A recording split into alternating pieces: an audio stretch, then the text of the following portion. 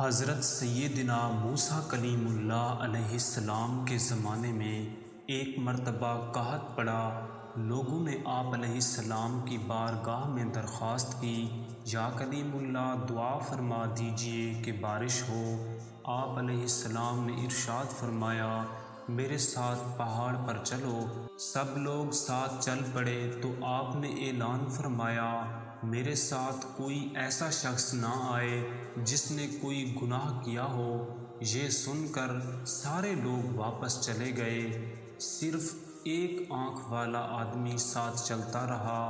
حضرت سیدنا موسیٰ علیہ السلام نے اس سے فرمایا، کیا تم نے میری بات نہیں سنی؟ عرض کی، سنی ہے۔ پوچھا، کیا تم بالکل بے گناہ ہو؟ عرض کی، یا کلیم اللہ مجھے اپنا اور کوئی جرم تو یاد نہیں، البتہ ایک بات کا تذکرہ کرتا ہوں، اگر وہ گناہ ہے تو میں بھی واپس چلا جاتا ہوں۔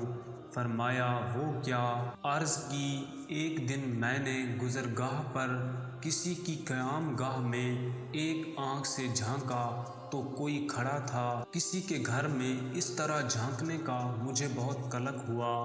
میں خوف خدا سے لرز اٹھا، مجھ پر ندامت غالب آئی اور جس آنکھ سے جھانکا تھا اس کو نکال کر پھینک دیا۔ ارشاد فرمائیے، اگر میرا یہ عمل گناہ ہے تو میں بھی چلا جاتا ہوں۔ حضرت موسیٰ علیہ السلام نے اس کو ساتھ لے لیا۔